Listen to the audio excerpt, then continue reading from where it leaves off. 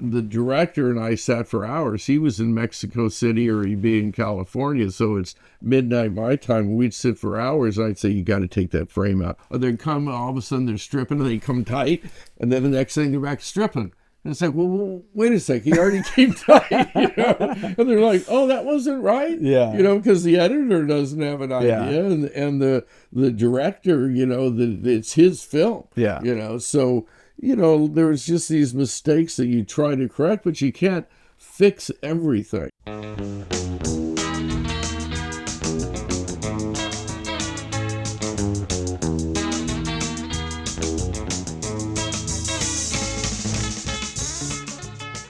Well, we're excited to be here with Captain Paul Dixon, one of the legends of the fly fishing space, especially in the Northeast.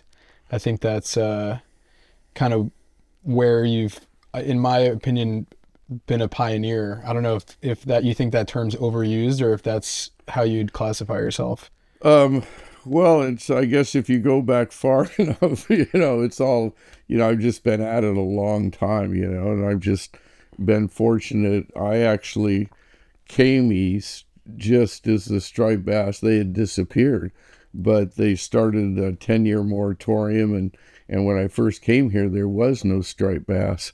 But it was one of the things I came for because I had heard that this was, you know, the pinnacle of striped bass fishing, but they had been fished out and put a moratorium. So I wanted to, you know, to get into fly fishing. That was my passion. And so I searched the waters here for quite a few years before I even, you know, heard that they were not here, that they'd been fished out, and there was a moratorium. So I actually never caught them. I caught some bluefish, but the more I started, you know, fishing and the more I learned about them, and then as the recovery happened through the 80s, all of a sudden they came back. And so when I started my store out here by, I think it was around 93, 94, the striper was deemed recovered in 95. And then it was the greatest, you know, conservation success story in, you know, in America at the time.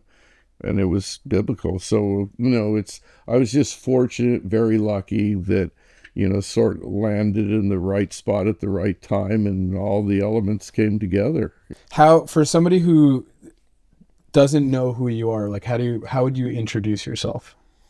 You know, I'm just a fly fishing captain that's, you know, like I said, arrived at the right time at the right place, and the striper became my, you know, fish of choice, and it was always a dream fish as a kid. You know, you'd see Outdoor Life and see pictures of striped bass, and I knew they were from the East Coast. They had transplanted them to the West Coast, and I caught my first striper there, you know, years before, but it was on bait. And so, you know, when I first came out here and landed the stripers, I thought, man, this is it. You know, I'm in, you know, nirvana. But they just weren't here. So, but it, you know, I ended up, you know, really pursuing them. And like most guys, I, you know, fish the beaches, and I, you know, do everything that I could to find out where the fish were and what was going on with them. And, you know, in the early days, people would tell you, oh, you can only fish them at night. And they're in 60 feet of water. And so, you know, I didn't fish at night, you know, and I fly fish, so 60 feet wasn't going to do any good for me. And my in-laws had a place in Southampton, so, and we'd usually, you know, party during the night. We were out fishing, you know. So I'd, you know, go midday and go out around Shinnecock in these flats, you know. And all of a sudden I started seeing a few fish, and like, God damn, that's a striper, you know. And so we sort of started sight fishing. And one of the days I was out there, and I noticed this old guy that was standing behind me, you know, and finally he walks up and he said, "Are you seeing them?" And I said, "Seeing them?" And he said, "Yeah, you see the stripers?" And I said, yeah, I'm just starting. He said, "You know something? I used to stand here and I used to gig them. You know, and gigging was a 3-pronged hook, and they'd come at night, and they'd wear a headlamp, and they'd sit there at night, and they would gig the fish." Then he said, "You know, I was the best gigger around." I said, "Really?" You know, and he said, "Yeah." He said, "You know why?" And I said, no, why is that? He said, because they all did it at night. They didn't think they were there during the day. He said, and I did it during the day too. And so I gigged more fish than anybody because they're here during the day. And that was one of those aha moments, like, oh, they are here, And then, when I opened my store in, I think, 93, 94, I bought a flat skiff with a friend of mine from a guy over in Connecticut, Jeff Northrop, and came over here, and the waters here were crystal clear because it sits at the very tip out of the Atlantic. Montauk's the end, basically is what they call it because it is the furthest point out. And so, we had this super clear water and it was cool and everything else. And in the early days, you'd get just waves of these fish, and every beach had them and every sandbar. And so the more we explored, the more we looked around, you started seeing them. And and people, like we were talking about, I worked at Orvis in the city. And so I knew all these guys that were traveling to go bone fishing and to go to areas in the Bahamas or Belize or wherever. And when they found out that they could do sight fishing in their own backyard, they all came. And so word started spreading, and guys like Peter Kaminsky and the writers at times were all, in the city. And I knew all the writers because I'd worked for Orvis in the city. So everybody started coming. Once they saw it, the word of mouth was the thing, the business grew. And then, John Applenap and was a guy that came out. I opened my store, and a week later, these guys, roll in front of the store, and I look out the window, and then doors open, the beer cans come rolling out, and here's these three guys, and it was John and Jimmy, his captain, and Jack Knoll, his first mate on his dad's boat, the Sea Lion 2. And so they came in and they started talking, and John was just in the process of getting a boat. And he's like, hey, I'm going to become your newest best friend. And he did, because we shared this passion that, like, hey, this is pretty cool. You can see these things. And then the more we did it and the more the fishery recovered, John was the one that turned around and said, we should get Lefty to come out and see this. And so he calls Lefty, and he says, maybe you should call some of Lefty's friends and see if they'll come. So Popovics was a good friend, Nick Curcione. And so I called those guys and said, hey, and Popovics had seen it. He'd been out here with me. And Bobby was one of the first I ever saw with a camera. So he was always bringing his camera in time to record stuff. So finally, John calls me back a week later, and he said, well, it looks like Lefty's going to come. And I said, oh, great. He said, yeah, I told him that, we invited a few of his friends. I hope he doesn't mind. And he turned around and said, what the hell do I need those guys for? And, he was joking, typical Lefty, but, he came out, and I got every flats, John's flats boat, mine, a guy named Joe Blados that does crease flies. He was renowned. He had a flats boat. He used it for chasing albacore because it was a fast, fly fishing boat. But so we gathered the whole gang, and we started doing the, what we call the Pirates Party now. We call it the Flats Extravaganza, and this is in the, mid 90s or late 90s. And it just, at the end of the thing, Lefty couldn't believe it. And so he said, Paul, do you think we could come back next year and do this again? And I said, absolutely. So it became an annual thing, and it grew. Jose Wahebe came up out of the Keys, and all the writers. Jeffrey Cardenas was a big guide down in Key West. He came up. Writers, John Cole, that wrote the Book of the Tarpon, Peter Matheson, who was a well-known author and, an artist, and Jimmy Buffett came one year because he had started, he had just bought a house up here and started coming, and it just sort of exploded into this thing. And and the word started, and Lefty became my biggest proponent because he'd go to all the fly fishing shows that he'd say, you should call this guy that's doing the sight fishing for stripers. Or what do you mean? Yeah, you can do them like bonefish. And that was what you kind of became known for, is bringing sight fishing into the Northeast. Yeah, fishery. And there was other guys that were doing it. The Bensons were up off of the Cape, and they had started seeing fish and doing it. And there was individuals that sort of put it together. There was guys on the beach, that could see them and would try to sight fish, you know. So, I don't know who was the first one ever. It was you, Paul. Come on, you can be. Right. I was probably the first guy to commercialize it. All right, that counts for something. But, it was just one of those things that sort of fell into place. And it was magical time, What made you want to target these fish with a fly rod? And in the early days, were people looking at you like you were crazy? Yeah, and a lot with the boats too. I'd have people, and they'd pull up to the launch ramp, and they'd sit there and say, "Hey, is that a foil on the back of your boat? Does that make it go faster? What's that long pole for?" And nobody had a clue, but it was just one of those things that people, I wanted to do it because I started fly fishing when I was 16, and I just loved it. I didn't want to go back. Spin fishing to me was too easy. Plus, I love tying flies, and you get into this whole thing. And, when I came out here, it was just, I'm the luckiest guy going because it sort of all fell into place. I wanted to get in the industry, so I went into Orvis and said, "You ever need any part-time help?" My dream was to start a lodge someplace. And we looked in Ireland and thought Salmon Lodge, and went to my honeymoon was in Nova Scotia, and did salmon up there, and just looking like, hey, where could I start a lodge or do something? And so through Orvis, we started, the striper was just making a recovery. I was always out here in the East End, and Orvis is the one that Randy Carlson worked there, said, you should think about doing something out there. And Randy and I had just started the first Orvis fly fishing schools in New York, and we'd take everybody out to Pennycamp State Park out in Connecticut. I'd sign up 10 guys, and we'd give them casting lessons and do the whole thing. So it was really booming because the striper was coming back, and the shore fishery and fly fishing was really on fire. And that was after River Runs Through It. Yeah. It just exploded. And I think a lot of people transitioned from the rivers, became crowded after that movie.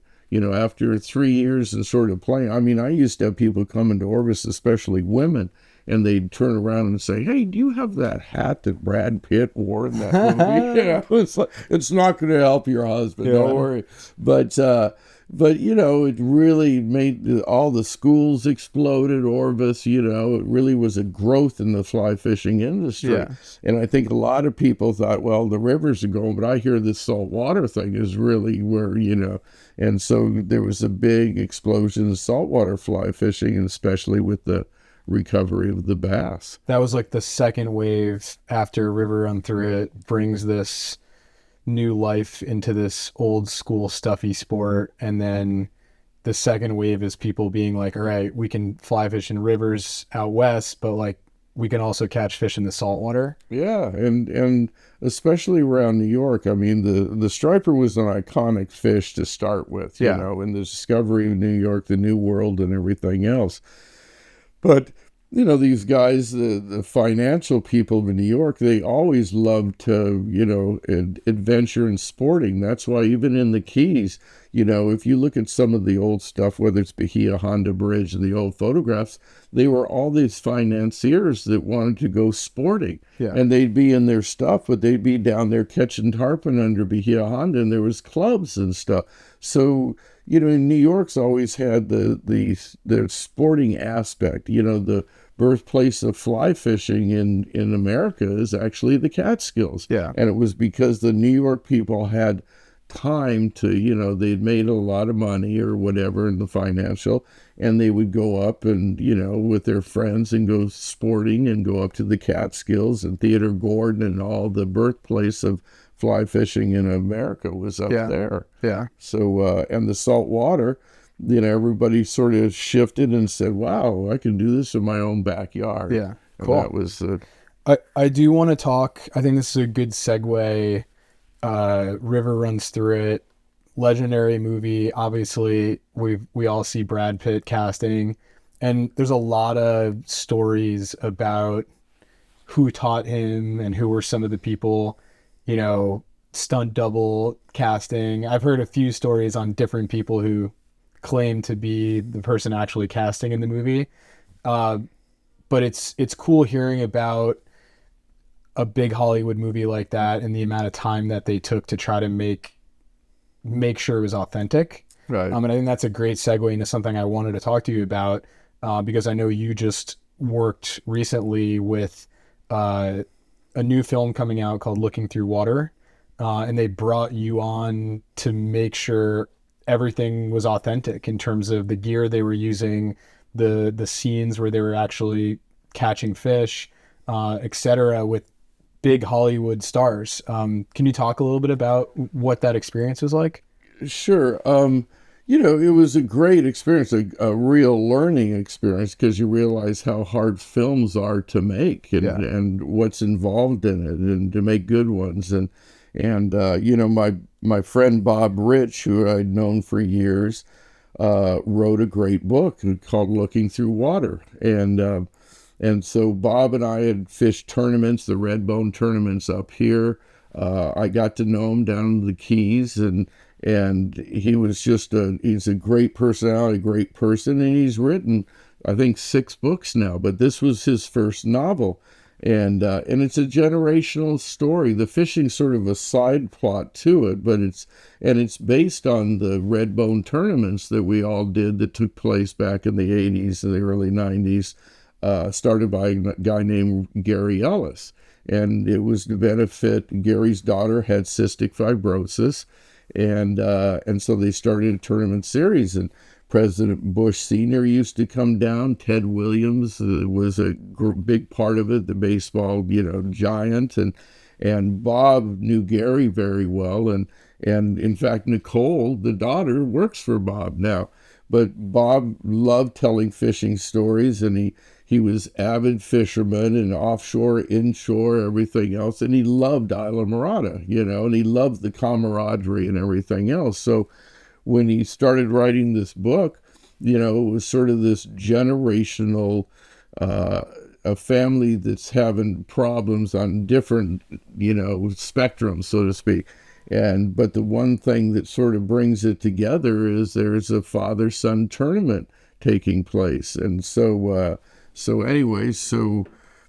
they put this together, and Michael Douglas wanted to do something with his son Cameron, and so they sort of climbed on board, and the next thing, it starts taking off. So Bob, it was sort of weird. I hadn't talked to Bob in a while because of COVID. And so I'm literally in the Keys, and I'm in Key West, and I'm just stopping the boat. It's probably 6:30 in the morning, sliding in this. I tell the guy, look it up there, and we can see tarpon roll it. I said, dude, we're going to get these suckers, So I'm just about ready to get up on the platform, and the phone rings, and nobody usually calls. But I figure it's like Justin Ray or one of my buddies, like, hey, dude, where are you? Are they moving?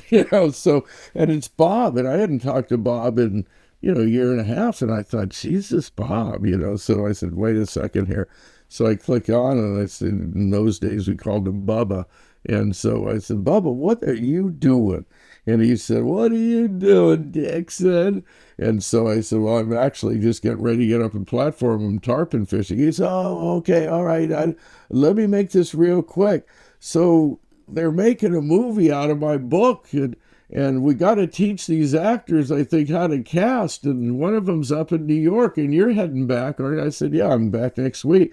He said, can I have the producers call you, and maybe you could teach the actors how to cast? And I said, sure, I'm in. Just, have them call me.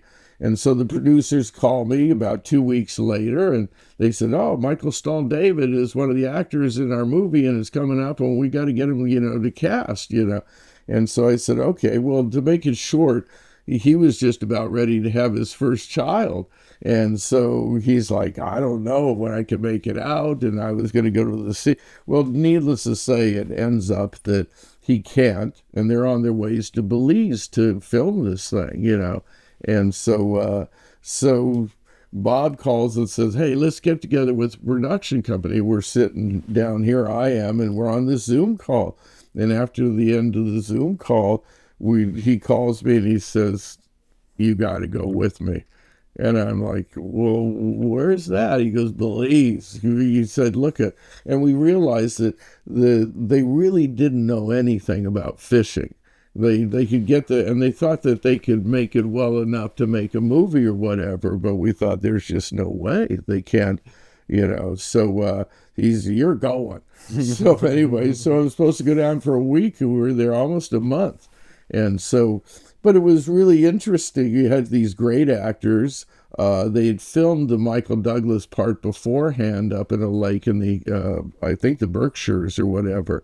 And he was with Walker Scobell, which is his grandson, telling this story, and then it reverts back in time, So anyway, so we sort of, all right, we had to make a period piece. They didn't do it. So he's like, we got to find some props. So I grabbed my old stretcher and old tackle boxes and old rods and reels and devices, anything we could find.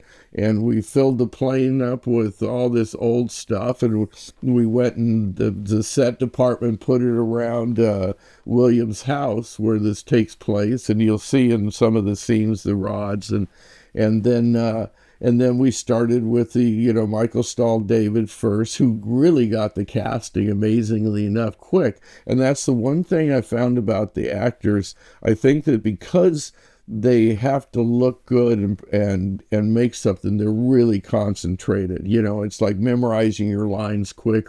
But he caught on pretty quick, and within the first day he's forming nice loops, things, and it's like, wow. And he's not the one that's supposed to be able to fish. He's the newbie that just shows up down there for the tournament. So and then David Morse had actually been taking some lessons out in, I think, Pennsylvania, and so he was, he was already involved with casting. And then Lorianne Murphy, who I had known years ago, and I told the producers and stuff, you should look her up. She's in Belize. So she had started, teaching him to cast down there and helping. And then, it was a matter of really trying to get them to, this is what you're doing. I'm pointing the rod, and the interaction. Cameron Douglas plays the guide in the thing. And that's Michael's son. Yeah, it's Michael's son. And he plays the guide that just so happens to be the half-brother and it's all this intertwined. But, so I'm telling him how to point fish and, how the relationship between a guide and an angler works, And so, and everybody's learning on the go. The production company, the directors, were sitting every night going with the director and trying to talk to him about, what's good, what's, what looks real, what we're trying to, to accomplish. And everybody, was totally on board with trying to make those fishing seem, realistic as we can. Yeah. But when it was really difficult because people don't realize that, you're out in a barge, there's like 15 cameras on a barge and you're trying to shoot in water. So, the depths and the coloration and how you're trying to present this and get the guys to point out, fish and get the coordinate, so it was tough, and then you can't be there at some of the stuff where, because you can't be in the scene, but you're back on the barge and you can't say, caught, where you're stripping wrong, So, it was all this learning process, but everybody was really enthusiastic and they were all on board. And, it was, like I said, it started being a week and it turned into a long time because shooting schedules and it's 100 degrees. And then when we sort of analyze everything, because this is based on Bob's book and the Redbone tournaments, the tournament placing was all wrong because it was all Belizean fishing, and we thought, wait a second, you got to have some anglers in here that are like, come down, how a real tournament works, and casters. And at first, the funny thing was, is they said David Morris, he's pretty good, we think, because he's been practicing, and but we'll never find a casting double anyway for them. I said, why is that? And they said, because he's 6'5". And I said, I got two guys, and they're like, what do you mean? I said, I got two guys that are both 6'4", 6'5", and they're tremendous casters. Yeah. So they said, send us pictures. Yeah. So in the long run, just to make it all work, I called all my friends, that, said, hey, we got to do this thing down here. We're filming, but we want to make it, because we do a shotgun start with all the boats, running out, and it's a cool scene. Yeah, with all the things that we used to do in these tournaments. It's like go and so we wanted to look right. So I had Steve Bouchard and Justin Ray. Those were the two 6'4" guys, and then we got Jason from the IGFA, who's a good buddy, and we got Joseph Borski, who is Tim Borski's son, and he could fill in as one of the sons. So it was fun, and when everybody came down, it was hot as Hades, and we're trying to film this thing, and everybody's wearing like wet stuff, and it's like, I don't know how the camera crew's all dressed in black. And I guess, it's like, maybe this is sort of like Morocco, where the blue men, and they wear black or dark because it doesn't absorb. I don't know. No one told them not to wear black. No, but it's just sort of that's what they wear. Yeah, that's the dress code. And that's, even in, some of the Arabian countries, you see them wearing black. It's like, wow, is there something, it doesn't absorb and it reflect? I don't know. You told us some funny stories about when you got there. You said, Cameron Douglas said something like stripping the bait, and at one point they were stripping the backing of the fly line, and it sounds like you came in there and were like, guys, no, like this is how this is how we can make these scenes feel authentic. And obviously the actors worked really hard to get their casting down, to try to learn as much, but to learn a sport like fly fishing in a few weeks, it's impossible. It was tough, because and a lot of this stuff, it ended up, because they're shooting from the barge, and we'd given them instructions and everything, but a lot of it was set stuff too, where they said, okay, now you hook the tarpon. Okay, now strip the backing out and everything else, and now you're hooked up. Well, we couldn't be there exactly to see what was going on.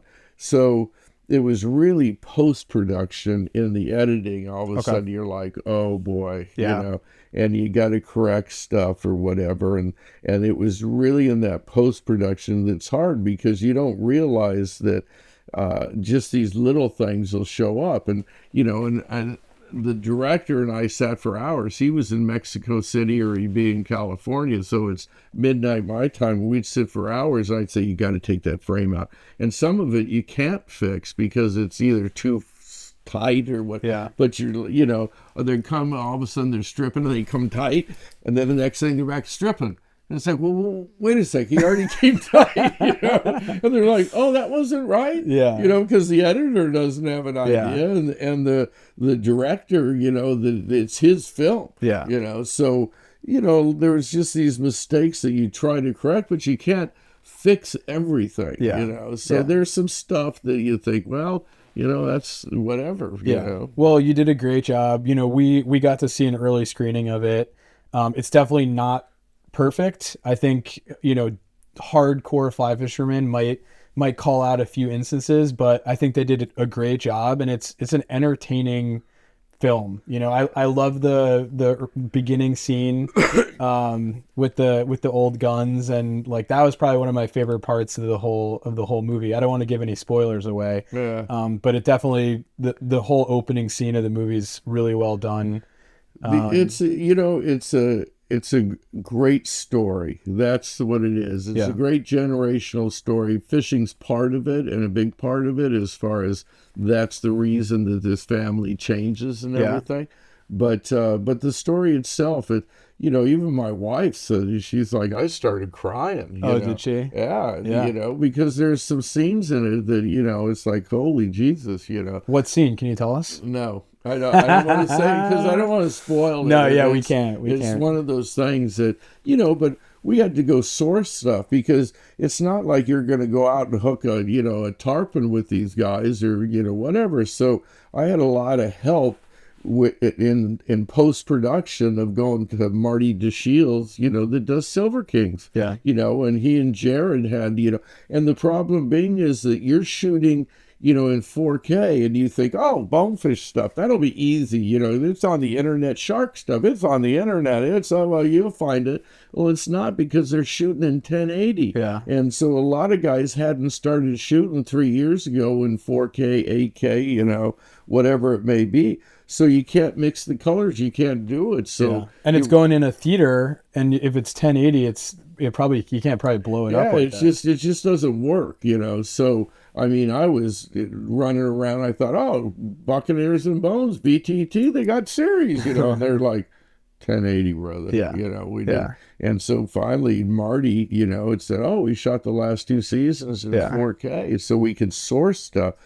Kyle Schaefer's same thing. Next time, come to us. Yeah, I know. We'll get you some footage. If I would have known, let me tell you, the word was out there. Well, it's you did a great job, and I definitely encourage people to go check it out. It's coming out pretty soon.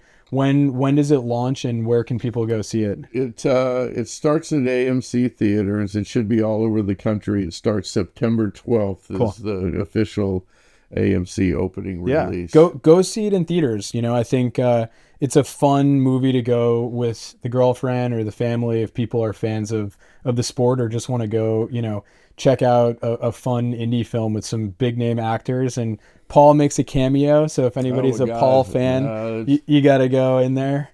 How did it feel being in a movie? What did it feel like? It was like we all filled in certain parts. It's Justin, Steve, and all these guys, because we had to put it. But they said, oh, you should do a little thing here, and I mean, I had bought this hat because it's supposed to. We got to show the hat. Where's the hat? So I bought this hat, and because they said, okay, we got to get dressed. Do you want to try it on for us? Or no? God, no. So anyway, so they said, we got to, make this look and have the dress and everything else. And so I had an old picture of Flip, and he was in a pork pie hat and cut off jeans and shorts. Yeah, we used to wear them and pulling a boat. And it was a hat like this. I thought, I wonder if I can find. So I found this over in the North Fork, and then we put flies in it. And I took it as a joke down there to give it to somebody that was in the movie to wear. Yeah. And then they turned around and said, no, that's you. You need to be in the movie. That's and awesome. I thought, no. They said, yeah, listen, we'll give you a little part of this, It's like, do I get my SAG card? But anyway, and we all did. We brought down, if you look at Justin Ray, he's got a Bush Regan hat. And Brendan McCarthy's got, I forget what his T-shirt says, but it was like trying to make it realistic, taking all the fly stuff and, so it was really fun, and it was a blast, and it's a great movie. I think it'll go down as a real, as a classic because of the, it's a great generational story. Awesome. Love it. And this is just the start of your movie career, right? Oh yeah. Yeah. Oh, there's more to come. Actually, what's cool is the premiere is coming up, but on September 5th, there is actually a showing in Times Square at the AMC there. Cool. And the cool thing about that one is that all the cast, Michael Douglas and the whole cast is there, and they're going to have a question and answer after that. Yeah. And I'm trying to get my friends, anybody that wants to see it, come to this, because all the actors will be there, and it'll be a fun time. Yeah. Love it. September 5th. Awesome. AMC Times Square. Well, I think, I'd love to go back a little bit, in terms of your guiding career. How long have you been guiding for? God, I don't know. I guess it's, what year is it? It's over 30 years. Okay. I think it's, I don't know, I started like in 94, let's say. So it's, what is that, 31 years? How many days do you guide a year? Well, I've cut down a lot. You get older, you're not, it's not the stamina. But, when I worked at the Ocean Reef and I started down in the Keys, the whole idea, the secret of the guide business, how many days you work. Yeah. Because if you're making 1,000 a day, you're going to, whatever it may be. And we didn't make that in the early days. You said you made like 100. Well, when I first started, I think I started at $300. $300 a day. Okay. But I found guys in the Keys and stuff that were $175 Crazy. a day. So, but when I was working at the Ocean Reef Club, because we were sometimes doing 3 charters a day, because we'd fish at night too. So in those days, I think I got up, some of them were 300 days a year, and I'd go during tarpon season. A lot of times I'd go 80 days without a day off, just trying to do laundry or go to the bank. You'd have stacks of checks like this. Why were you pushing yourself so hard? Because you were so booked. You're not going to cancel people. Yeah. And plus you just wanted to be out there, and tarpon season was the time. That's when, that's when you make your money. Yeah. And you also, it's what the people or what you can show the people. Yeah. And that's the cool thing, because a lot of people, it's like you build something, they will come. Well, all my clients up here that bid stripers are like, boy, I want to catch a tarpon. Well, come down. So they'd come. I actually, rented houses, and people would come stay with me. Wow. And then we'd go out. And the whole adventure thing was, everybody's like, wow, tarpon fishing. And in the tarpon season, you on the ocean, you may not feed that many fish, but you're going to see hundreds. And so people like, oh my God. All you need to do is show them the fish, and then you can be like, oh, you screwed up that cast. That's why we didn't catch him. Yeah. Well, it's funny, because I'd tell them, I'd say, okay, I'm going to turn the boat. Do you see him coming? About 300 yards out there at 11 o'clock. And they're like, okay, yeah, holy Jesus. Yeah, I see him coming. I said, okay, what's our motto? And they're like, what's our motto? What is our motto? I said, don't fuck it up. They're like, did you have to say that? But it was always a lot of fun, and the camaraderie and the other guides, the whole reason I really love fly fishing is the people and the camaraderie. The fish is incidental. I mean, it's great. We all want to catch fish. We all want to do it. Everybody's there to catch a fish. But it's really, that's why, the old stuff that I used to do with Bob Popovics and Lefty and John Applap and all the Andy Mill, it was the friendships that were formed, and the early on and stuff. And that, I just got fortunate to be at a great time in fly fishing as the sport was growing, and got to know some great people that shared the same passion.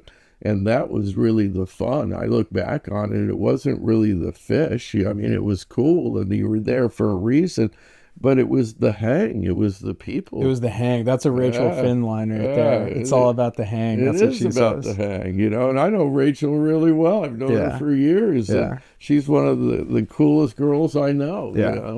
But she's the same thing. The same thing with, I used to live with, when the herring run disappeared up here, I started Lefty and Bob Popovics were the ones that said, oh, you should come to Harker's Island. Tom Earnhardt's found this albacore fishery. Oh, really? Well, let's go down there. And then Sarah Gardner and Brian Horsley were there, and we were friends. They'd come up and fish the flats. They're like, why don't you guide here if your herring's gone, and the bass don't come in the, in the season? The albacore fishing's great. Yeah. So I started guiding down there. I lived with Brian and Sarah probably 5 years, and I'd go back and I'd, get my other, I'd finish the season up here in October, drive down there, meet all those guys. And it was the same thing, because Harker's Island had just sort of been discovered, just sort of like Montauk developed. And Tom Earnhardt had found this unbelievable off Cape Lookout, albacore fishing. And everybody in those days wanted to catch an albacore on fly. And they had these raging schools and big fish, And so so anyway, so everybody wanted to kill it, and the people would follow you down. Then I'd drive back up, I'd switch everything, grab my skiff, and drive down to the Keys.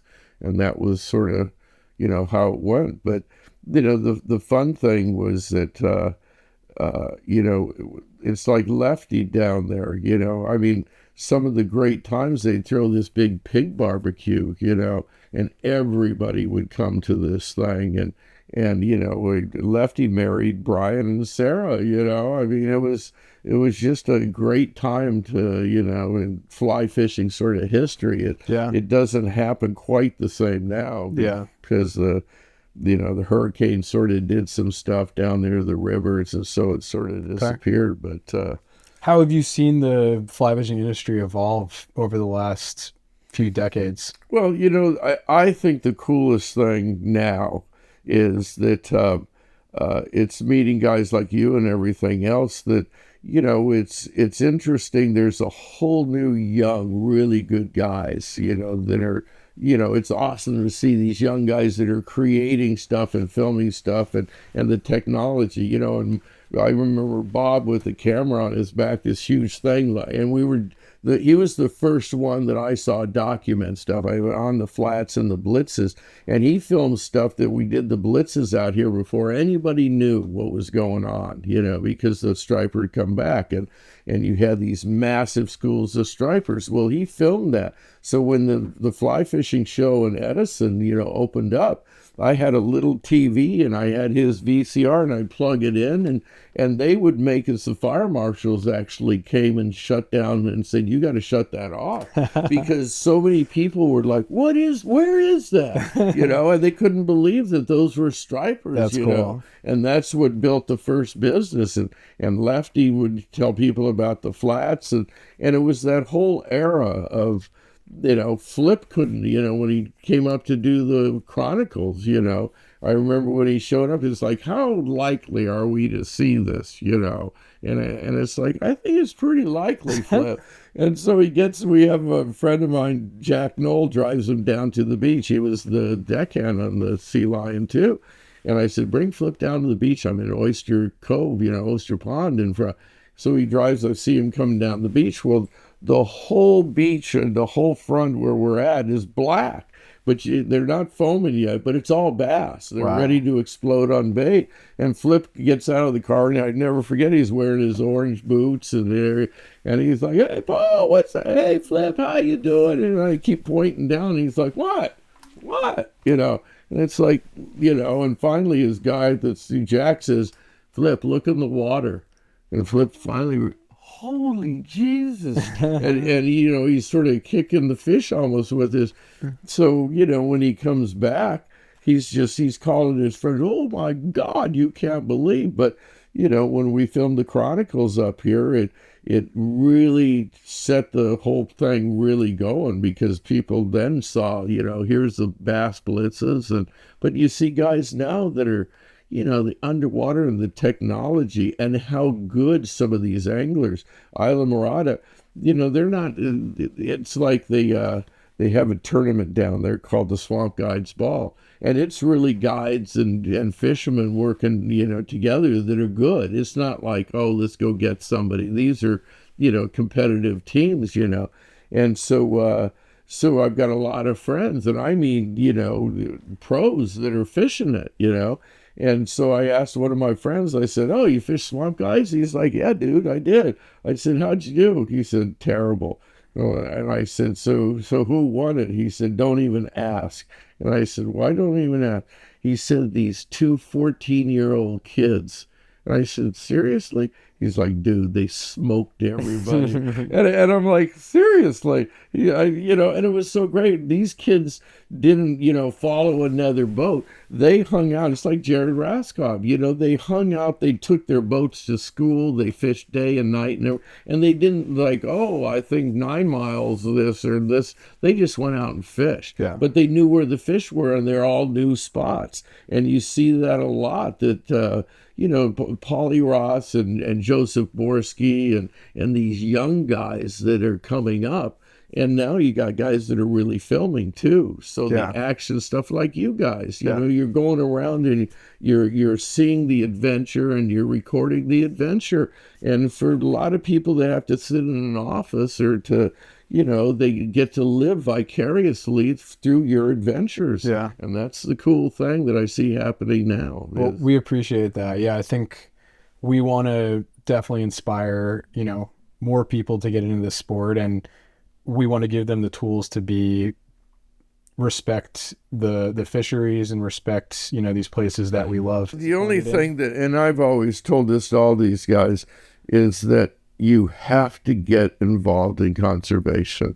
You know, you can't be in this business and think that you're going to make a living if you don't get involved, because the world's changing and the environments are changing, and whether it's global warming, yes or nay, but water temperatures are changing, migrations are changing, and humans are having a huge impact. And everybody around the world is after the fish resource. You know, there's a lot of commercial fishing, and we all eat fish. There's nothing wrong with it. But unless it's managed well, and unless you protect habitats, then you're going into something that's on a downhill slide. And, you know, it was like fighting for the striped bass. You know, early on, I couldn't believe that, you know, all of a sudden you got a bunch of striped, it's all recovered, it's all good. And they say, okay, now how can we go back and start killing them again? And they took the size limit was 36 inches. And in those days, if you went on the flats, you might catch 10 fish. 5 of those fish are 36 to 41 inches. They were big fish. And then they say, oh, let's lower the limit 28 inches. You know, we go to the hearings. Why don't you err on the side of caution? Why not do that? You know, oh, no, there's plenty of fish, you know. And in those days, they were aquaculturing stripers, so they supplied the restaurants with a perfect size striper or whatever. And the minute they opened up, all those people went out of business and they started, you know, killing stripers again. And then they thought, oh, it's so recovered, we're going to give you 2 bass. And the problem was the commercial guys wanted that too, because they were able to take more tags and kill more fish also. And so it's like, God, you're kidding, you know, but there was so many fish out there, and you think, oh, it's all good. Yeah. And then the next thing you know, I never thought after 20 years I wouldn't see any blitzes in Montauk, and we knew we could see it on the flats. It's like, where's the fish? And those great heyday years all the way to, let's say, 2006, you know, where there's hordes, you could see it dwindling, and the size of the fish. If I get 1 or 2 fish this, you know, now sight fishing for stripers that are over 36 inches, you're lucky. And that's it, a year. We used to get one every day, you know, or get 5 or 4 of them every day. But it's just there's too much demand for the fish, you know, and you know, that's why the, you know, American Saltwater Guides Association, it was formed, because, you know, it's not a guides association. It's something that people want more fish in the water. You know, is it so necessary to go kill everything? And unless you educate the people, you know, then, you know, it's like all my guys, you know, they're catch and release. Everybody, oh, catch and release, you know. Well, you know, if you tell everybody, you know, that you're going to kill fish or that you're going to catch and release, the catch and release, you just have to explain to them, this is why I won't kill a fish. And especially on the flats, is that the spawning's terrible. They never, you know, it was great spawning years. They keep track of it. And in the 90s, 96 to, you know, 2001, huge spawning years where the young of the year, they seine all the rivers, they count them. And so huge spawning. Well, those are those big bass right now, you know, that everybody says, oh, look at their 40, that's unbelievable, 40, 50. Those are those fish. They're 25-year-old fish. Yeah. But there's nothing in between, because whether the Chesapeake rivers and the lack of rain, the snowpack, and that combination that lets the young of the year survive, so it's flatline. So the only year class is like 2015, and those are all coming in. We finally got them to put in a slot limit, you know, but that was even 5 years, they'd be gone. Yeah. So they shrunk the slot limit to get those fish out of that killing era, you know. So you just have to become involved and fight the battle. Because what can we do today? People listening to this, how can they make an impact? Well, I think, like I said, I think that the impact can be made by educating people. I look at New Jersey, they have no idea, because when the Joe Blow goes out in his boats and he's like, oh my God, I heard the stripers, and there's birds and there's chaos and it's all going. He doesn't know that those are the breeder fish, and that all the fish in the Northeast are sitting right there. He thinks that it's, oh my God, it's the best fishery I've never seen. But, if you go back in time, that's exactly what they said in the 80s. The big fish were the last to be seen. And everybody said, I'm catching more big fish than I've ever caught. Well, they were the last ones, because it's like you talked about earlier about the fish that, hit the lure first. Well, the little ones and the massive whatever, they're the first ones that get caught. Yeah. It's usually the fish that are loners or hanging by themselves, or those big fish that are sort of the last. And that's exactly what happened. So now you see all these big fish, but there's nothing in between. They've taken them all. Yeah. I That's why you're going into the movie business. Yeah. Yeah. Oh, that's another great business. You can make millions. Well, it's good. It's important. It's definitely sad to see what's happening, but I think we've got hopefully some good organizations out there. And if enough people, something that I love about fly fishing, and something that is important for Flylords, is I look at our audience as an army of people who, with the right education and feeding them the right information, can potentially help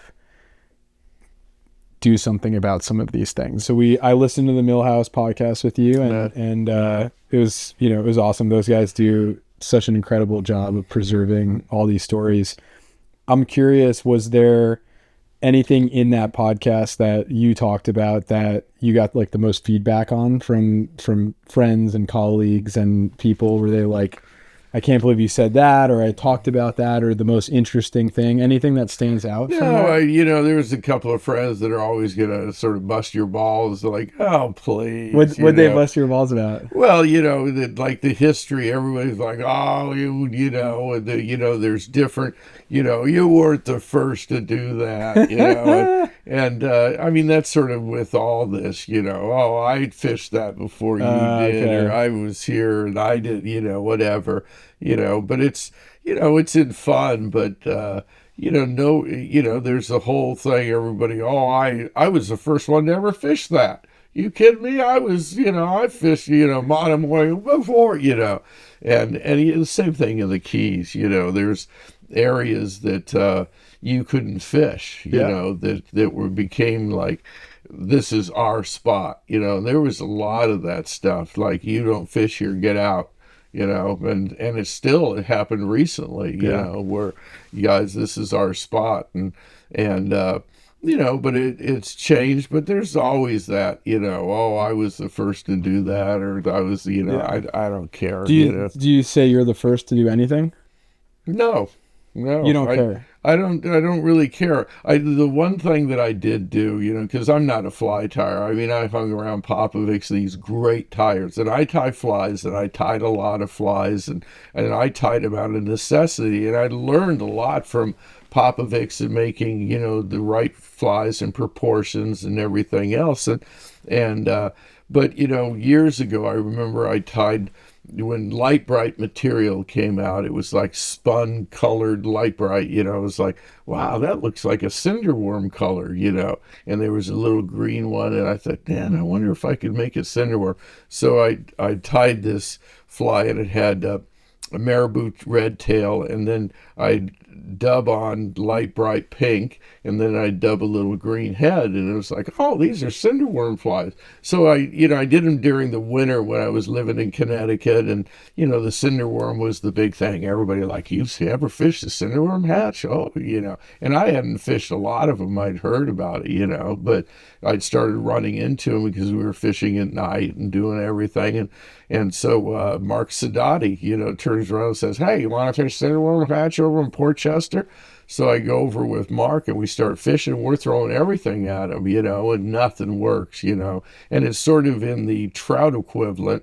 It's like a, what do they call them? A midge hatch, or so, tiny flies, a billion of them, how you going to match it, So, and that was one of the big problems is if you got it in the beginning, there's a few worms and you could catch them. But once it really goes, it's really a worm swarm, and they're mating, and it's a polycate and how it all works. So it gets, it happens in the Keys. And so I tied this fly, and all of a sudden I said, "Mark, let me see." And this is like 4 a.m. We've been fishing it all night. I don't think we hooked a fish. It's like, Jesus Christ, and we're trying everything. So I said, wait a sec, let me look at my bag. I tied this winter. Finally, I dig these things up. I said, let me try this little sucker. And I put it on. We throw it out there, and we started stripping away. Wow, well, the next 2 hours, we catch like 20. And Mark's like, Jesus, I've never had a fly that worked this good, So he says, "Oh, I'm going to name this the Dixon's Devil Worm." And then Orvis, they were trying to put patterns in the book, and Orvis said, "So you got any patterns?" I said, "The only one I got is this cinder worm." They said, "Oh, we would need a cinder worm." So he put it, so they, Dixon's Devil Worm made the, nice. Orvis. And that was my only claim to fame, as far as fly tying. That's a fun one. But, it's, when you hang around with the guys like Popovics, it was the learning, Joe Bladus with the crease flies, it was I used to fish the crease flies for tarpon, and everybody's like, "What?" And we'd fish it at night, and the cool thing is you'd listen for the fish, snook too, you'd hear them, and then ping, ping. So we'd stop in a creek, and you couldn't see anything, but it's like, okay, I think they're right out here. So you'd strip the crease fly and then let it sit. And strip it and the crease fly gives it that thing, but when it sits, it's on its side. So now it's like a profile of like a bait fish sort of line up there, and all of a sudden you hear a boom, and it'd come tight. And the only thing you'd see is is this in the moon jump or something, I'm on, So it was great, hanging with the guys that really did tie, you learn a lot, and that was one of the benefits with Lefty, and, spent a lot of time and stuff. Klauser would show up down in Harker's Island. We'd sit around glued, like, "What are you tying?" So that was, the fly tying and trying to match the hatch. Yeah. Well, I know you might not have been the pioneer of tying flies, but from what I know, you've been somebody who's spent a lot of time looking at tides, hydrology, structure, and I feel like a lot of the tactics you use in this fishery out here in the Hamptons and in Montauk is definitely unique. Can you talk a little bit about what your technique is, and give a couple secrets to the poor guys listening that don't want to secrets. It's interesting. It's just more time on the water. I mean, that's the whole secret, is you just got to spend enough time in it. And after time, you start realizing, well, why are they doing this, or what, moon phases. And the hydraulics, what I tell people is, it's like tide is just a measurement of height. It's high tide at this time and it's low tide at this time. But the really important thing that I've found out, at least I believe it, is it's the current, and when the fish feed on currents. So I learned that the striper, like in June, when the migration is going on, these big moons do a lot of make fish move, and I don't do great on the moons, but coming into the moons, after the moons, that's where I do better. But what I found out is that for a fly fisherman, it's very hard because, when are the fish going to be up? You may be in an area that's 120 feet. And, and recently a guy said, "Hey, I want to, see how you use your machines." And it's like, machines? He said, yeah, how do you use your machines? And I don't really use them, because I didn't learn that way. I learned the habits where the fish are going to be and when they come up, and so I use it more now because now you can mark stuff and say, okay, at least they're here. But in the early days, I didn't even, there wasn't GPS and doing I just went dead reckoning to areas. I'd run the skiff 20 minutes at certain degrees and know I should hit it, especially the fog. I didn't have radar on skiffs. So I just, I wasn't that adept, and maybe it's because I'm a technology idiot, but it was one of those things. So you have to learn the fish themselves. So what I found out was, and especially now with these big fish, is that it's the current and the current velocity, and that's what makes it work. So I know areas that, let's say on the incoming tide, that they'll be on a certain area or whatever, and as the current slackens, that those big fish have a tendency to come up. And whether it's because now the bait's not just flowing over their heads, but the bait also has a chance to let's say, gather in a school, and that's when they come up. So I'm timing places to go to on slackish currents, that I can judge the current, and I know I have a better chance that the big fish are going to come up and be up on the surface, where we as a fly fish, everybody says, oh, do you use sinking lines? I really don't. I can get them on sinking lines and I can sit there, but what I find is that by using, let's say I can dredge, if you're by yourself, or if I was a lone angler, then yeah, if you're marking them on the bottom and they're 30 feet down, and we used to do it all the time, we called it sucking them up. Peter Kaminsky used to, come with when we'd do it. So when the tide would end or, whatever, and I knew fish were in an area, we throw a sinking line, and I needed a good drift and a wind drift, and I could leave it out there. And, and I've always, because of the surf casting, I always have stripped under my arm, so because I believe that there's more control, and I can control the fly line and the fly. And so what we would do is I'd throw it out there and you'd count it down. And if you're not hooking the bottom once in a while, you're not where you should be. But I'd strip and I'd say, okay, now I might start in the front of the boat. I'd actually walk to the back of the boat, and now it's ready. It's almost, in those days you'd be smoking. It's okay. It's been down long enough. And what I, figured out, and a lot of the stuff I learned was from the flats, because I could see the fish and how they reacted to things and how they chased it, so you get a good idea, like, wow, why does he see that or does he not see it? So I equated the same thing with, let's say you're fishing 30 feet or something.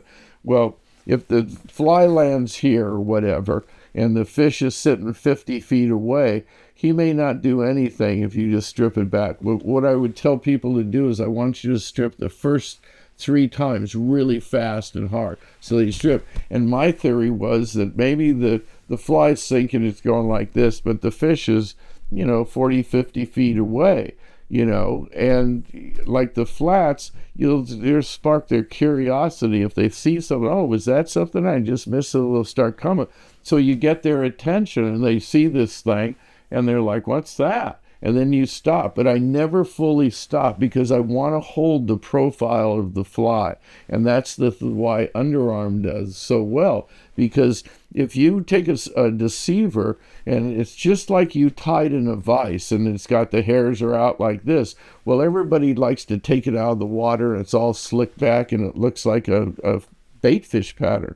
But when you stop it, all the hairs go like this. It's like you'd see in the vise, So I always want a little bit of pressure to hold the profile of the fly. And that's one of the keys. So I tell them just a little, it's real slow, and then bump it a couple of swip.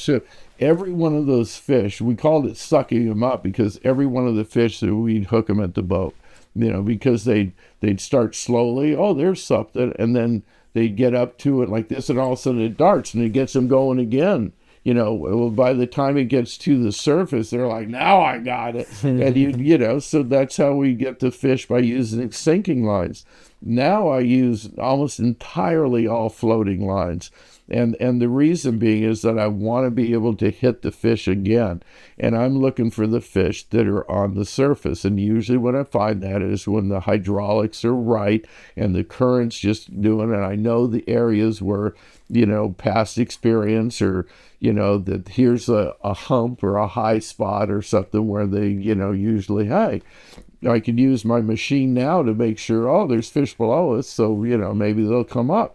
And then I'm having guys throw floating lines because I want them to throw to the fish that are rolling, because they're always usually in a little wolf pack or there's a few fish. And it's also just like the albacore. Everybody thought, oh, you got to strip so fast for albacore. You don't. And that's how I, early on, I didn't like Popovics flies, epoxies that were tied with deer hair because they'd go back. I wanted a fly that I could leave there and just be tight to. So I started tying with, polar fiber and stuff, because it'll hold that profile without expanding or looking different. It looks like the bait fish sitting in the water. And if you look at albacore, there's a school of bait fish here, and they're just like trout. They go boom, boom, boom, boom, and then they're gone.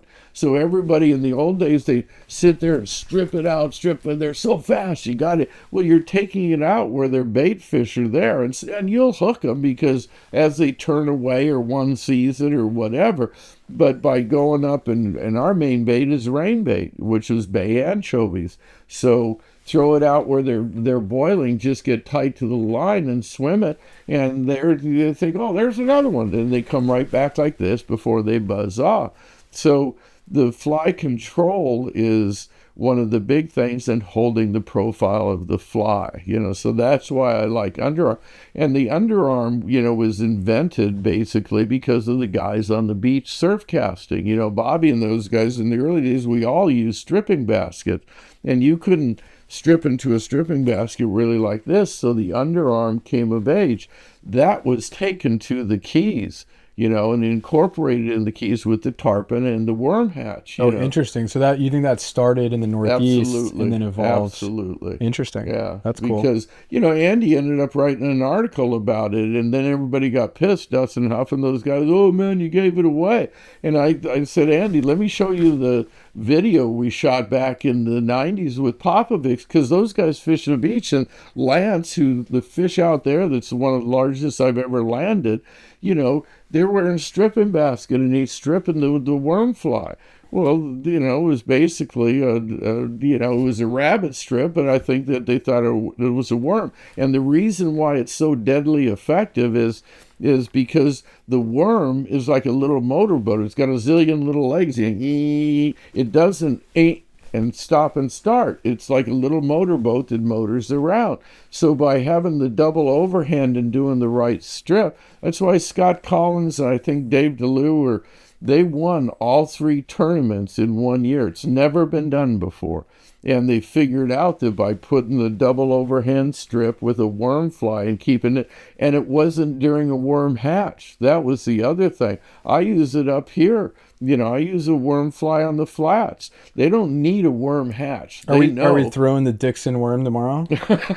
Maybe. I got to dig one up. But and it's the same thing. All these big fish now, they're mostly, when I'm finding the big fish, they're on big sand eels.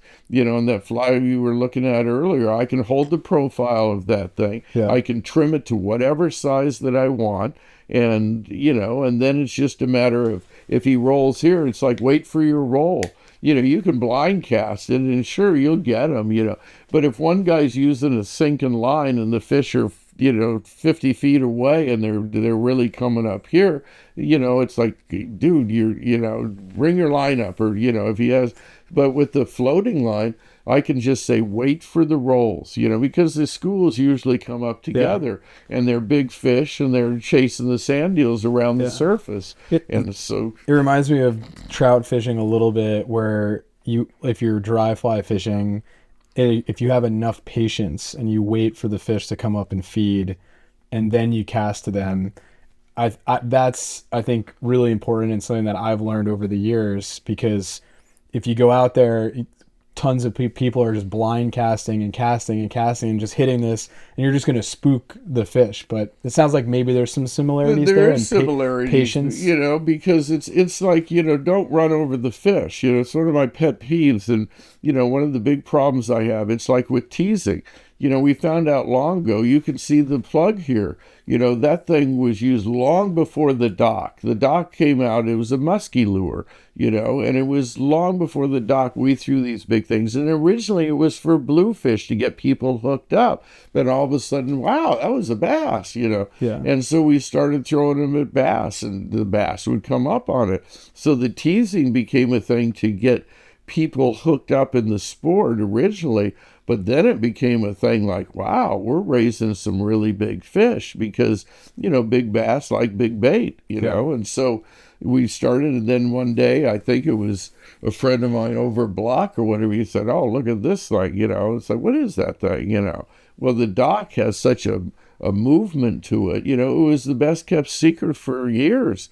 And then word got out, and now everybody in the world is throwing a dock, Yeah. But it was a musky lunge lure, They were 11 inches, 9 inches, and so, the teasing has become a way to get fish that come up, and big fish, and a guy that you maybe doesn't have all the great skills, but you can teach him how to do it. Yeah. And so they're like, oh my God, I just caught the biggest fish of my career. Yeah. So speaking of big fish, over the years, have you ever hunted that one big fish? Did you ever obsess over, I'm gonna go after this one monster fish? Has that ever been a part of? No, but you would see fish on, in the early days and stuff for sight fishing.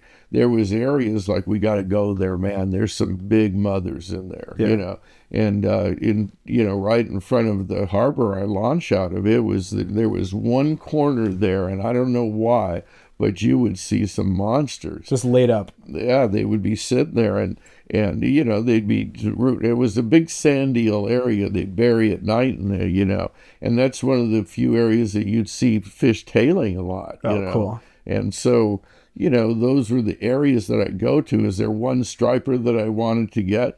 It was always the biggest one that you could ever get. What was its name? Yeah, Melrose. But, what was the biggest? What was the biggest fish you've landed over your career? Is there one that stands out to you? There's a few. I mean, the one I caught, I don't know, 5 or 6 years ago. I had a report that the fish were. I came into this commercial guy said, "Oh, you guys going striper fisher?" So they're right out front, about a mile there. I saw them. They came up, and it's like, oh. So I called Jim Levinson, who's a friend of mine, took that photograph. He's a photographer. I said, hey, Jim, come out. I got a report, on fish. And so he, okay. So he comes out, he gets in the boat. We run out there, and all of a sudden I look out, and I said, holy shit, this is them. And Jim turns around and says, those aren't striper, those are dolphin. I'm like, Jim, they're not dolphin. He goes, no, those are, I saw them was out here the other day. I saw them. They're dolphin, and I'm stripping out. Jim, they're not dolphin. Get the rod, He's like, I'm telling you, they're dolphin, And so I throw the fly and, I'm stripping it. Whoa, he's like, oh my God, they're straight, But, I mean, the fishing that we only landed one because. How big was it?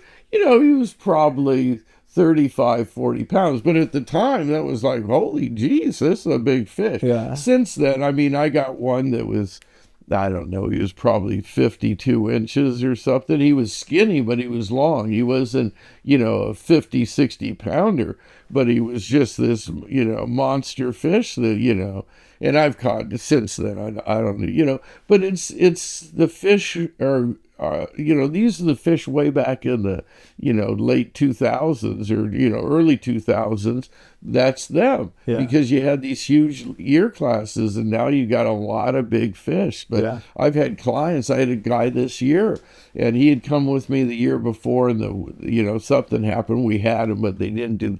So he comes by himself without his partner. He said, "Yeah, my partner backed out, and it's really foggy."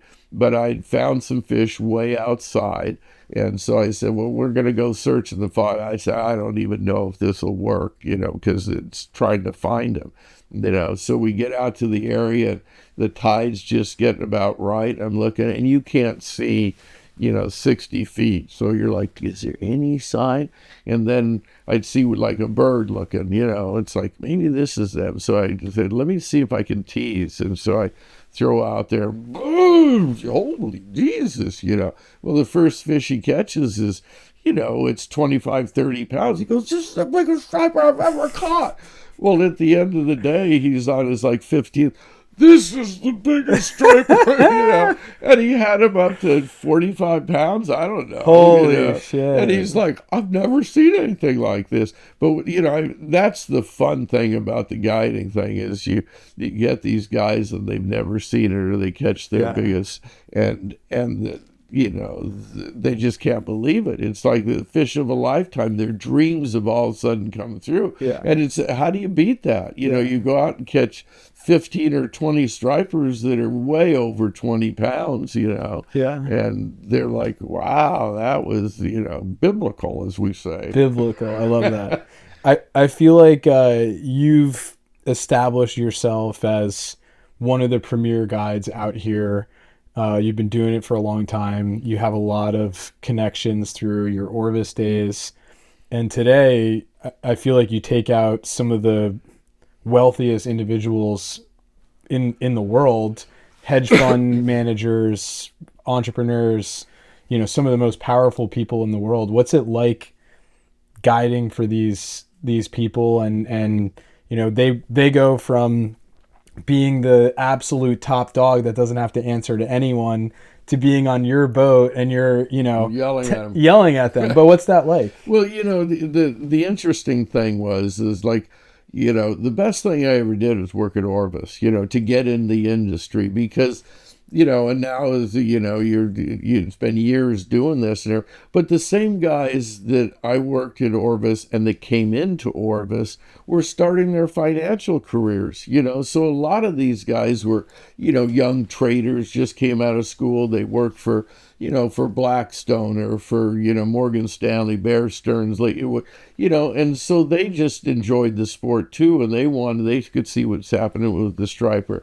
And then, 25 years later, they're heading those firms, so, but they recognize the good thing about, a lot of these guys. Yeah, they're kings of their field, and they're the best in the world, and they've made billions of dollars and everything else.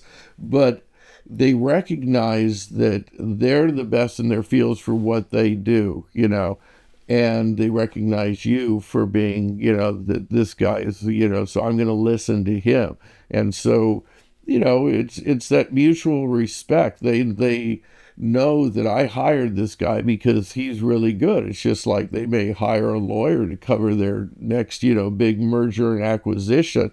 They better trust the lawyer because that's, so it's the same thing. And you developed a rapport and relationship with these guys, and we all share the same passion. It's the fish, and so they want to learn, they want to catch it. I just don't find it that hard with them. I used to, there was a big hedge fund guy, and one of the first and one of the biggest. And, I'll tell you his name, Julian Robertson. And I would hear stuff, about Julian, that he was, to work for Julian. Oh my God, I didn't even know he fished, Well, Julian Robertson, was an early guy that did love to fish and everything else, but he was an early, Tiger Fund was a big, huge fund, but his son loved to fish. And so his son, he started bringing his son, Jay. And Jay just took to it, and he'd call me every day. Jay would be like, "Hey, what's the fishing going? Do you catch them? Do you do?" And so, one day I get a call from Julian. He's like, "I got to get Jay through school. I think he wants to become a fly fishing guide." I said, "Yeah, I think so." He's got, "Paul, you got to dissuade him. I got to get this." But it ends up that Jay, ends up going to school. Julian builds some golf courses in New Zealand, and since there was fishing, his whole plan was, and Jay, go to school. You can go to New Zealand. There's great trout fishing. And then in the meantime, while Jay was in Miami doing that, he became one of the best casters and best tarpon, and he's won more of the tarpon. He's like Andy. Yeah. And Julian Robertson, has become one of the premier anglers in the tarpon tournaments. Yeah, Nikki gave us a hard time because we did a best tarpon anglers article and we didn't include him, and he specifically said, like, I think Julian's probably the best. Yeah. I'm probably gonna get in trouble for saying that again and being wrong. He is. It's okay. I just fished with he and his kids, last year, and Julian, and he went to Los Logos Mag Bay, and he was with my buddy Mark. Yeah. And Mark, is a great angler. Yeah. And he said, "Dude," he said, "Julian Robertson landed a 20 marlin on 16, and he said, savage. Yeah. And Julian, I'd have the fish right in front. Julian, there's a little group right here. Well, he has the whole fly line out, and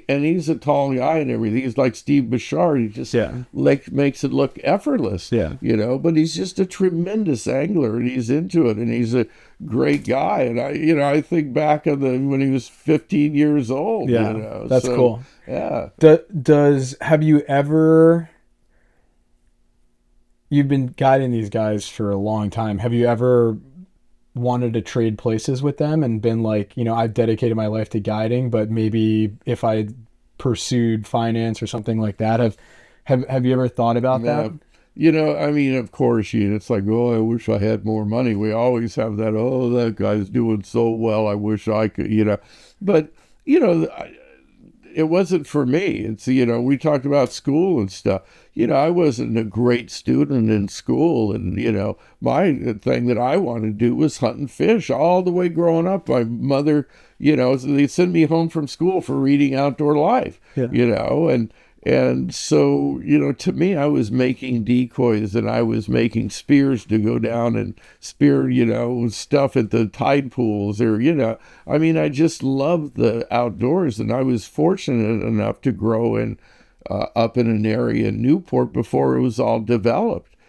So we used to go fishing in Back Bay, and it was all open land before it all got built and developed. And that's what's happening to Florida now. Yeah. It's sad in a sense to see that all the great open spaces, and they're up against the Everglades, and everything's getting developed because those are the areas that, as growing up, that's all I wanted to do. I wanted to, I was going to go duck hunting down to the Salton Sea, or I was making trips to Mexico. Yeah. I spent a lot of time when I got back from Idaho learning to fly fish. I'm going to do this in saltwater. So I spent a lot of time in Baja and, out, fishing for Pacific barracuda or yellowtail in Newport. If you went back 30 years, would you change anything? Not really, because, seeing where I've, come, every journey's, different. And, I'm blessed. I feel that I can't even believe it's like with this movie, like, I don't know, I'm just having to be, people. And it's the people that I've met on the way, and the love and the camaraderie. And I wouldn't change any of that, because you don't know if I didn't meet this, or if I did this, where would it fork in the road, and it would have led to a different path. And, I feel so fortunate to, be here now sitting with you guys talking about, the favorite thing in the world, Yeah. So what's better than that? That's awesome. You've taken some pretty cool people fly fishing. Is there anybody who's made you the most nervous to get on a boat with? Not really. You know, you always have apprehensions. You want to catch fish. It's like, oh God, this is, I mean, met some really interesting people. You know, Jimmy Buffett became a friend early on, and I didn't fish a lot with Jimmy, but I would see Jimmy. I had some great stuff. We have very many, mutual friends. You know, John Alexander, the guy that painted that painting there, is a good buddy, and he was an artist, and he was best friends with Jimmy. But I'd pull up to, I'll tell you one Jimmy story. So, I'm pulling around, and this guy, it's late in the season and everything else, and he's quite a bit older, and so I said, okay, let's try this flat, and he goes, boy, that's a nice house right there. And I said, well, that's Jimmy Buffett. This is his, I call this the Jimmy flat. And so he's like, oh. So I pull along, and I see Jimmy walking down the dock. And so, I get up to his dock where the flat goes behind it. Usually I'll pull past her. And he goes, Paul, are you here molesting my fish again? I said, I am, Jimmy. He said, God, last night Mookie and I came down here. It was on fire. They were all, So he said, what are you doing? I said, I don't know. We're just going to have lunch. He said, well, tie up. Let's have lunch. So he sits down. And I said, Jimmy Buffett, this is, Harold. And Harold is, hi, how are you doing? So we sit there, we start talking out. He had a mothership, and he was doing it, so we're shooting the shit. And so at the end of the thing, he goes, well, he goes, what are you going to do? I said, I'm going to finish the flat and probably head and try to catch the tide. I said, what are you doing? He said, well, I'm going to go out. I'm going to go paddle boarding because I'm going to go out and go surf in a ditch plains. He had a place out there, a trailer. And so I said, all right, I'll talk to you. We'll see you. So he walks up the dock, gets his paddle board, and starts loading his truck, and we start puttering away. And the guy looks at me and said, God, that's a beautiful house. He said, Jimmy Buffett. Well, I said, yeah. He said, is that Warren Buffett's son? And I said, no, that's not. I said, he's a musician, And he says, oh. I said, do you have kids? And he said, oh, yeah, I got 2 daughters, I said, go back to your daughters and tell them that you had lunch at Jimmy Buffett's house the other day. He calls me 2 days later. It's like, oh, my God. Did I get the reaming of my life? My daughter's like, no, Dad, you didn't say that. But, Jimmy was a great guy. I shouldn't tell this story either, but this is pretty funny. But so we're throwing one of the Pirates parties when we have the Lefty and everybody, and it's the end of the week that we would spend. And so my friend Sean McCarthy was another guy that had made a bunch of money, but he was like my first customer, and Sean was into it, So he says, oh, everybody's coming. Okay, I want to throw it at my house. Let's have the last dinner. We'll throw a lobster party. And Sean had built this beautiful Maine. His family was from Maine, and he built this beautiful house and Maine fishing lodge. And I mean, the floors were end-cut cedar and big log things. He had a striper chasing a fly on top. Really a cool house. He said, I want to do the party. He's got a big outdoor kitchen. All right. So we go and we invite Jimmy. Hey, Jimmy. He said, I don't know if I can make the fishing, but I'll come by the party if I can. So anyway, we go.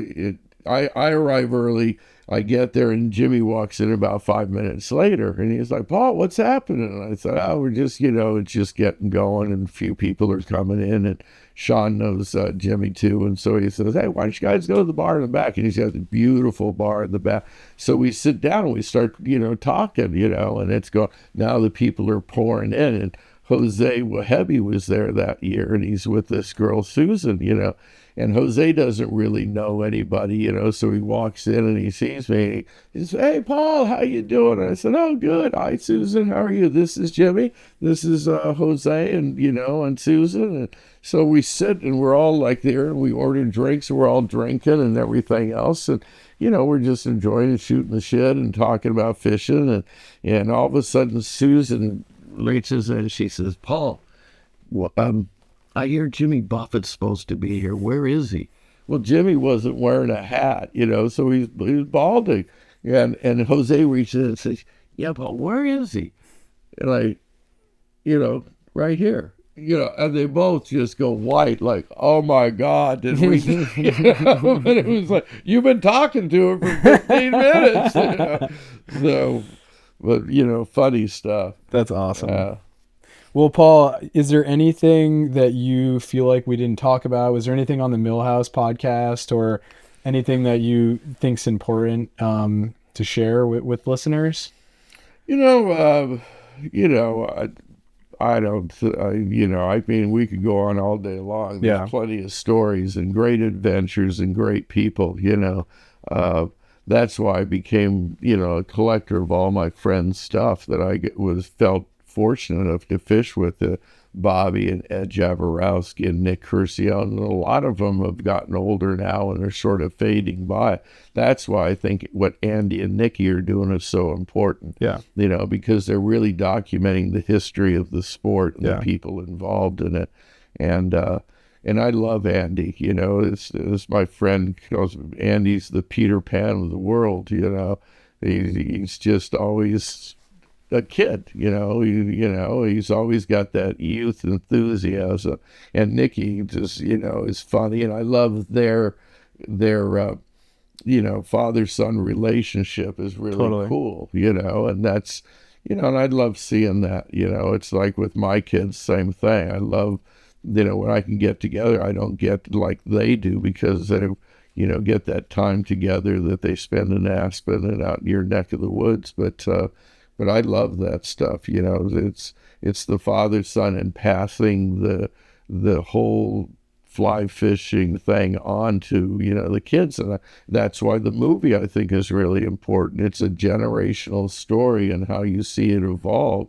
And it's about passion for fishing, and to me, I was hooked early, and so that's it's the journey, and that's the thing. The camaraderie and the journey is really what I'm thankful and grateful for. That it's like you guys, we wouldn't be here today if it wasn't for a new generation that's doing stuff that needs to be done, and and has the I don't know, get out there and it's fun, it's great, and that's what.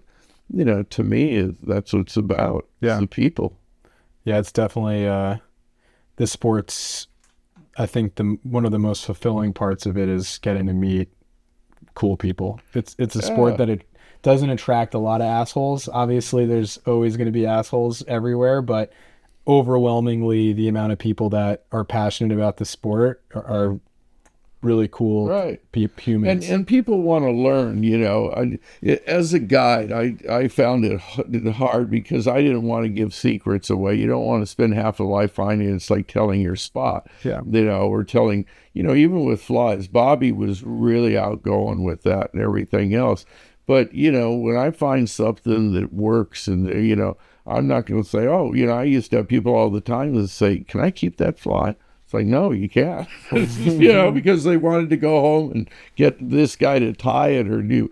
And, and that was the great thing about Lefty is that he was always, sharing. And that was a big part of it. And I love sharing the sport if you're on the boat and everything else. But what I found out years ago, it's like when I got asked to write articles, and all of a sudden this is where you want to be, this is what you're doing and everything else. And that's what everybody wants in, like for publishers, they ask me all the time, would you write us, a book on this? And it's a how-to because that's what sells. But being a guide, it's hard to turn around and say, I'm just going to open the world to my secrets and my spots and how I do it and everything else. Because, it's like for me, Cortland asked me to write a thing on teasing, and I was really like behind the ball. It was fun. But when I came back here, and some of my pet peeves are, you can't run through 6 feet of water where the stripers are all sitting and then come back and fish it, and it became something, well, why are you running over the fish, the running and the gunning? People don't realize that here's a bait ball and here's another bait ball. and the stripers come up in this one, and then they come up in this one, and they go down in this one. So they run to get to that one, and they blow all the bait apart. And then they get to that one, another one, and they blow that bait apart. And so eventually they're not coming up and they're not staying up. And it's because now it's turned into, and Montauk's notorious for that. Yeah. And so you try to educate people like, don't run the shorelines. If you're going to, it's like in teasing, I'm going to tease in 20 feet of water, and I'm going to throw up against the shoreline, and there's a technique that I'd like to use, and this is what we do, and the stripers are there. And the guy asked me, he says, well, do you mark them on your machine? I said, no, because, if I'm in 20 feet of water and I'm driving over, they're already going. It's like, if you think of it, the boat's 24 feet long. So if I turn this boat and I say, okay, that's how much water you're in, you don't think them running underneath with an engine, that they're not going to sort of blow away? And you can see it early on in the big blitzes. If you went in tight to the rocks, you could see them just scurrying underneath the boat like, oh, there's something over us. So it's like, when I had many times where I have in my contender where you just click it forward. It's like a trolling motor. And I'd go into areas that, it takes a long time. Vinny does it all the time too. He does the same technique where you go in slow to these areas. Maybe it's 5 a.m. I don't want to race in and alert all the fish. So I had one guy that's like, why are we going so slow? And I said, I'm going up to where I want to start. He goes, yeah, but my guys, they take me up and we get in, we go running. Why are we wasting all this time? I said, well, how many big fish do you catch? He said, none. So I said, well, why don't you see how this works? Yeah. I said, because what's happening is the tide's moving this way. So we're coming around, and we're going to drift. Yeah. And I'm going to try to bring these fish up that I think are lying in there, But if I roar in there, they won't be there. Yeah. He's like, well, I think that's true, So we get up, and I said, you ready? So I give him the rod, and he's already learned how to do it. I said, you ready? Okay, I'm ready. I said, start water hauling. And he's like, what, water, and I already showed water haul. Okay, you ready? Here we go. And throw it, and dun, dun, dun. Boom, boom, boom. And the guy's like, holy Jesus, and he catches the biggest fish of his life, and you see, he's like, I've never caught fish like this. Well, that's my point. That's why you have to go in, stealthily. You can't run them over and expect them to bite. And he's like, but we are, and that's the thing. That's why, people, they're like, don't go near Dixon, because he's not, I can't be friendly towards everybody. I'm not there to socialize, and I'm there to catch fish for the client. So people want to come, and there's guides, and we'll talk, and we'll do it. But you guys, you're fishing in an area and stuff, and all of a sudden they come in and they run inside, and then they come, hey, what's going on? Nothing now, because you just ran over everything because we're drifting this way, and you're running in 6 feet of water through the rock beds where the fish are sitting. And that's the problem, is people don't think or realize, it's like, oh, I had them here yesterday, whatever. Yeah. So that's one of my pet peeves is, think about what you're running. Don't run over the fish. And, it's tough. It's like running and gunning. At Montauk, boy, you get one guy that does it, and then everybody's like, oh, I can be, and it turns into this, it's a shit show. Yeah. So you try to educate the people. You hope. It's just, it's tougher, and it's getting tougher. Yeah. Well, I think that's a good lesson to end with, and people listening, I think, slow down, take your time, enjoy being out there. You don't have to be the first one there. But thank you so much, Paul. You're an absolute legend. You're a scholar. That they tell it, and everybody says, oh, you're a legend. It's like, no, you're just the oldest guy in the room. Hey, you're also a legend, and thank you so much for taking the time to. You guys could make you're a movie star now. Anybody who gets to watch Paul in in looking Yeah, through water. Just look for this hat right here. That's the hat, boy. He's got a great cameo in there. Just wanted to thank Looking Through Water, the new film coming out. Michael Douglas and his son, Cameron Douglas, and an all-star cast. It's going to be out in theaters the week of September 12th. Go check it out. AMC Theaters, lookingthroughwater.com, and on Instagram. And you get to see Paul's star-studded cameo. Yeah, that's something right there. Get my SAG card. It's to the moon, baby.